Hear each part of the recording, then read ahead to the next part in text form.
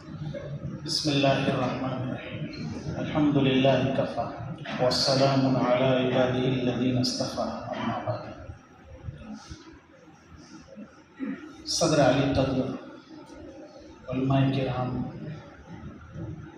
پیارے بچوں اور محلے کے آئے ہوئے موقر حضرات، آج کے اس پروگرام میں شرکت کا موقع ملا۔ لوگوں کے درمیان کھڑے ہو کر چند جملے بولنا، اس کو انگریزی میں اسٹیج ڈیئرنگ کہتے ہیں۔ معافی ضمیر کا ادا کرنا، یہ استاذ ہی ہوتا ہے جو ایک گمنام بچے کو نیک نام بنا دیتا ہے اور بچے کے اندر وہ صلاحیت پیدا کر دیتا ہے۔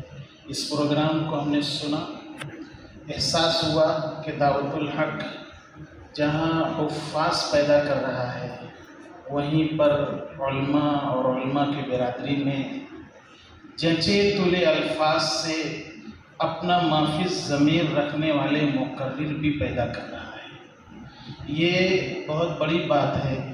آدمی بھرے مجمع میں بیٹھا ہوتا ہے لیکن اپنی بات وہ مشورتاً بھی رکھنے کے قابل نہیں ہوتا، اس لیے کہ اس کو کہنے کا ڈھنگ نہیں ہوتا۔ شاعر نے کہا ہے، کب کون سی بات کیسے کہی جاتی ہے، یہ سلیقہ ہو تو پھر ہر بات سنی جاتی ہے۔ اس سلیقے کو پیدا کرنے کے لیے بچوں کے درمیان اس مقابلے کو رکھا گیا۔ یہ بہت خوش آئند بات ہے۔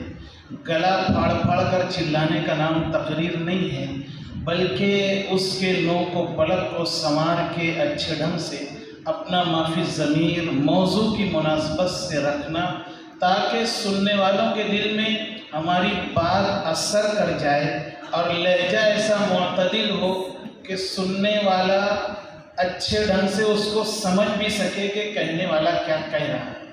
میں مبارکباد پیش کرتا ہوں دعوت الحق کے ناظم و بانی حافظ ساجد صاحب ارشادی کو کہ انہوں نے جو شجر لگایا تھا، بیج بویا تھا، آج وہ ثمر آور ہے۔ بچے مسجدوں کی محرابوں میں کھڑے ہو کر اللہ کا کلام سنا رہے ہیں۔ یہی بچے کل کھڑے ہو کر محرابوں میں اس امت کی قبلے کو درست بھی کریں گے اور اس کو بتلائیں گے اپنے چند جملوں سے۔ کتابیں موٹی موٹی وہ کام کبھی نہیں کر جاتی جو مقرر کے چند جملے حالات کو اور فضاؤں کو بدل دیتے ہیں۔ بہت قابل مبارکباد ہے یہ ادارہ بھی، اساتذہ بھی، اس کے ذمہ داران بھی۔ میں نے بہت اچھا محسوس کیا اور میں نے حافظ صاحب سے کہا بھی بیٹھ کر کہ میں کون سا درخت ہوں، یہ پھل بتائے گا۔ اللہ تعالیٰ خوب ترقی عطا فرمائے اور خوب برکتیں نازل فرمائے۔